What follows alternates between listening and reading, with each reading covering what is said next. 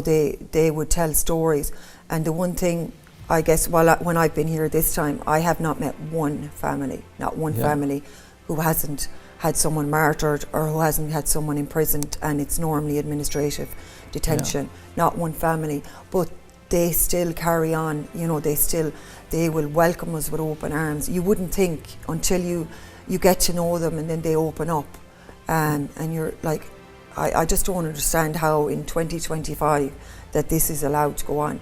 But the children, they know their history, and I think that's where they get their fight and resilience from.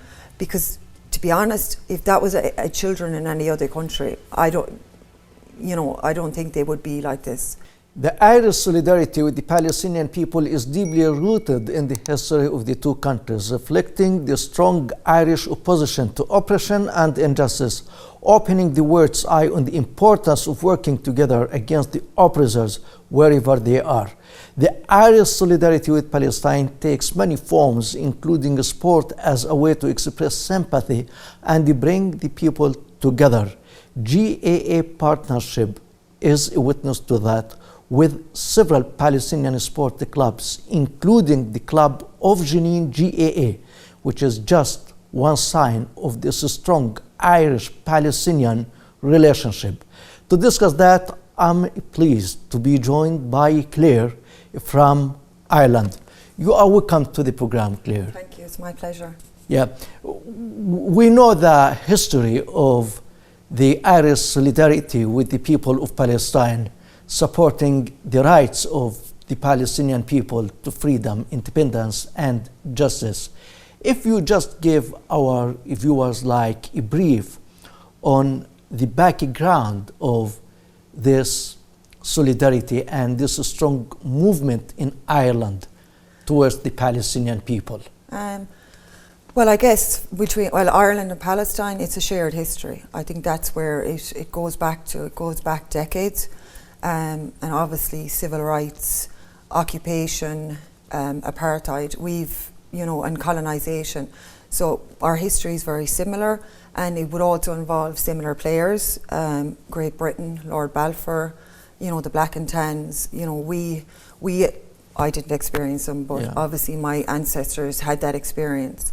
And I always grew up learning that history, and I can't even remember. I always knew that there was just a connection with Palestine. I can't even remember a specific moment. We just always had that connection. We grew up with it. I think that connection is even stronger now because in Ireland, we've seen everything that has happened since October 7th. I would have been here in 2019. That was my first trip. And when I went home, I was telling people, some people would have been very, maybe not educated or aware, and would look at me funny when I would tell them this is what is happening, and they kind of brush it off. Not everyone, but some people. Now I think the whole of Ireland knows exactly what's happening here and globally, and if anyone says they don't, it's because they have their head buried in the sand, or they don't want to know, or they're in total denial. Yes, and solidarity with the Palestinian people is translated into actions. It is not just words or a slogan, and you have been to many Palestinian refugee camps, whether in Lebanon or in the West Bank. Let's talk about your activities in these refugee camps and how you support the Palestinians there. So initially I came in 2019, and that was a volunteer trip, and I was in Al Khalil, and I went around to the camps just to see life. Obviously, I'd never been in a refugee camp. Some people have this idea that you're going in and you're seeing tents, and then I tell people, can you imagine if you were in a tent since 1948? You're going to build a community. And the one thing in the camps I've never ever in my life witnessed is the community, the spirit, the sense of protection, the hospitality. I've never ever seen anything like it, and I don't think we ever will. And that's one thing that I think I would be envious of the Palestinians, and it probably sounds strange, but this, like when you go into the camps, the treatment you get from basically, no, you are our guest, you are our visitor, you are not putting your hand in your pocket for anything. And actually, I've actually put on weight since I've been working in Palestine and Lebanon because the food is so good and you can never refuse it, because obviously it's an insult. But yeah, that's where in the West, I guess people are just so busy with their lives, and that sense of, I'm not saying there isn't a sense of community, but I've never seen anything like it, especially in the camps. And that is something that they should be proud of, because, you know, that is what the Palestinian resistance and what they will, I'll always say to people, come to Palestine and meet them and see them, and it will change you forever. Yeah. The living conditions of the Palestinian refugees in Lebanon are of the worst maybe on earth, and you visit and you see firsthand there. So when you go back home, you tell the people you know about the Palestinians suffering in the refugee camps of Lebanon, and all of them are coming from the cities and the towns they were expelled from in 1948. So tell me about your feelings when you sit with the Palestinian refugees in Lebanon and you listen to their stories. You live their life in the camps. If you tell me about this experience. I suppose the camps we went to in Lebanon, the main one was Ain and El Hilwe, sorry if I'm saying that incorrectly, where there was over 100,000 people. And the camp, now in fairness, like they have done for, you know, what little they have built a community, but I mean they literally are, it's you're fighting for survival. You know, they try and build with what they have, but if you have 100,000 people getting maybe resources for maybe not even 5,000 or 10,000, I'm not sure of the figures, and you know, obviously work, especially during the war, there's no work. You know, a lot of the support has been pulled due to funding cuts, and it's the same here, especially with the UNRWA situation, and it's very, very difficult. Every day is a struggle. And even when I've been here for this trip, even to get from A to B, like people can't even get to their jobs anymore because of all the restrictions. So not only are they dealing with the fact that both them, their parents, their grandparents have had to grow up in a refugee camp, now if they've had a job, they might not have that job anymore because there are so much restrictions. So between the West Bank and in Lebanon, obviously with the war as well, you know, people's lives, they feel they've just been erased because there's no support there for them. There's a small bit of support, but nothing like the type they need. And a lot of people then, when I spoke to my friends about it, one of my friends in Lebanon, they can't get a passport. They can't get a Lebanese passport, even though they've been born in Lebanon, because the right of return. So I think the right of return has been used against the Palestinians. It was there for a reason, but that was 76 years ago. Yes. Now, where they should have had that right of return decades ago.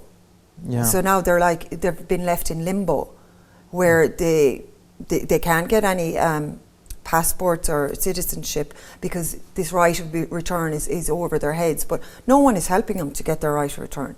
There's it's the people in the countries, I say, and I always hope that the power of the people will be greater than the people in power. Yeah, sure. And in your activities, you focus on a certain category, I think, the community, the children. The children, yeah. So you're dealing with a lot of Palestinian children in the refugee camps. Yeah. If you tell us about how you feel about their psychology, the stories that they hear from their parents and grandparents and maybe great-grandparents, how these children memory is still living. I mean, the memory, the love for the homeland from which their ancestors were expelled. Do you feel that they have this pattern of thinking and they talk about their origin? Yeah, I mean, the children, I can't say enough about them. They are in every camp I've been, in every place I've gone, and I've often ring home and I speak to my parents about it. I said, the kids here they're so resilient, they're so well behaved, and they're so loyal. And I'll just give you an example. When we were here in July, I went to visit the camp through GA Palestine, but I was here on a medical mission. And I asked some of the volunteers on the medical mission if they would like to go to the training session that I was going doing with the kids. And I said, you know, we're going to get some sweets. And we went like to one of the shops in Ramallah, and I would be very careful about what I would buy with the boycott, because I think it's really important, because the boycotts do work. And we know that in Ireland, because we would have started the boycott with South Africa, and look at South Africa now. Yes. And one of the volunteers, they weren't too familiar with the boycott. They were, I think they were from the Philippines, and she bought some Oreos.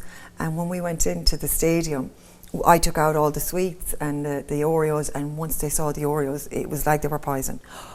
Boycott, boycott, boycott, boycott. And it was just to see that, you know, and I said, oh, my sweets are okay.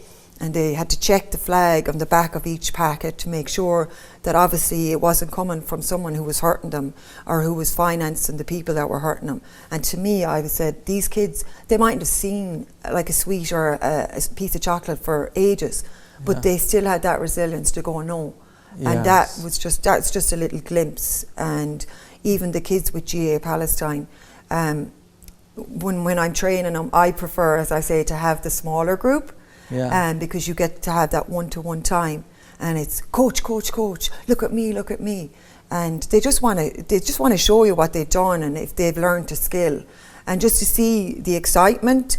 And then it's like, I can't describe the kids here. I always say back home, you have to come out here just to meet the people, but the children, they're very special. Yes, and do you notice that the Palestinian children of the refugee camps in Lebanon and here in the West Bank and other places where Palestinian refugees do exist, do you notice that they have like the same pattern of life, or you see a difference? Well, I suppose I've only been here since 2019, but they would grow up with a very strong sense of their Palestinian, who they are, their roots.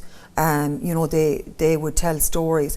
And the one thing, I guess, when I've been here this time, I have not met one family, not one family, who hasn't had someone martyred or who hasn't had someone imprisoned, and it's normally administrative detention. Not one family, but they still carry on. You know, they will welcome us with open arms. You wouldn't think until you get to know them, and then they open up, and you're like, I just don't understand how in 2025 that this is allowed to go on. But the children, they know their history, and I think that's where they get their fight and resilience from. Because to be honest, if that was a children in any other country, I don't think they would be like this. That's why they're so unique. Now, some people in the world may think that the Palestinian children are, you know, having abnormal line of life because of occupation and the violence by the Israeli occupation against their families and against the children themselves. So to what extent you feel that despite the Israeli occupation, despite violence, despite deprivation, these children have passion for life and they have passion for playing, especially some of the projects being implemented are related to sport, and especially by the GAA. Oh, 100%. I mean, when you go and meet them, if you're in the stadium, you would just think this is just in a normal place, obviously, until maybe something happens. And you know, once they get to know you, and obviously my Arabic is very poor, which you know, I'm trying to improve on, and that's the one thing I would love to be able to just sit with them and listen to their stories. But we're lucky we've translators and we hear the stories. But no, education is very, very important to the children. Sports, when we were in the stadium just today, I mean, we were training the kids, but then there was other kids, they were playing football. They were coming over to see what was going on because they could see the hurleys, and it creates interest. But you know, the kids, like when I was here in July, I think we had about 15 kids. Now we have 40. And it just keeps growing and growing. And today was really special because the older kids, because hurling, you have to be strong, and it's not a game, you know, it's And how important these projects are, like training Palestinian children, taking Palestinian children to Ireland, playing with Irish children. How important is that? It's like every other child. Yeah. Every child wants to go on holidays. Every child wants to experience having to play in sport and going to different places to play that sport. Unfortunately, the Palestinian children don't get that opportunity.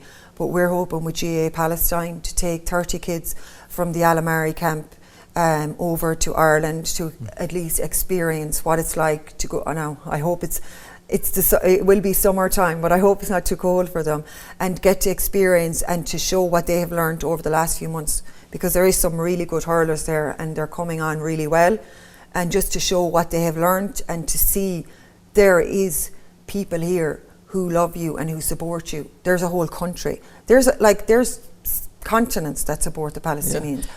And are they going to have a hurling match with Irish children? Yeah, they will be. Yeah. So Stephen, he was the founder of GA Palestine. He has a team working in the background who are organising all that. But yeah, they will be meeting different teams from Ireland. They will be going to, I think it's 3 different counties, which would be like 3 different governorates here, and so they will get to see Ireland, experience Ireland, and feel the love that the Irish people have for Palestinians, but also for children, because these are children at the end of the day. They should not be going through anything remotely like this. Yeah, and my final question to you, Claire, you're visiting Palestine these days, and you know the situation that the Palestinian people have is abnormal because of a genocidal war on Gaza. At the same time, Israeli military raids into different Palestinian towns in the West Bank. You saw the checkpoints, the apartheid wall, and all this kind of militarization by Israel in the West Bank. So when you get back to Ireland, how you're going to talk about your experience in Palestine, specifically at this point of time? Well, I share a lot of my stuff on social media, so most people will know what's going on, because like literally I said from October the 7th, I won't stop sharing about Palestine until they're free. But when I speak to people, mostly I speak about how I'm just blown away by the Palestinians. But when I talk about the occupation, especially this time, there's more checkpoints. You literally can't go from A to B. They are literally restricting every aspect of the Palestinian life, so that they literally, even trying to get an education or hold down a job, they are just putting restriction upon restriction. I'll give you an example. On Saturday, we were going to Bethlehem, and they just put up a new checkpoint in the road, and we were, and I can understand how frustrating. That's only one experience, but an ambulance came in. The ambulance could not get through because you have a tailback, and the ambulance sirens were on. I said, there could be someone in that ambulance dying right now, and they can't get through the checkpoint. And that's just probably one of thousands of different incidences where people can't get through checkpoints, people lose jobs, they can't support their families. It's just to see new checkpoints being built and put up, and we're in 2025. Yes. And the whole world knows what's going on here, but yet this is still happening. And then you see the bulldozers knocking houses, and you see the settlers with the guns. That's not normal life. That is not normal. Sure. Yeah. Claire, it has been a great honor having you on our program. Thank you very much. Okay. Thank you. Thanks. Ladies and gentlemen, thank you very much for watching, and from you, Osama Nazal. Have a nice time.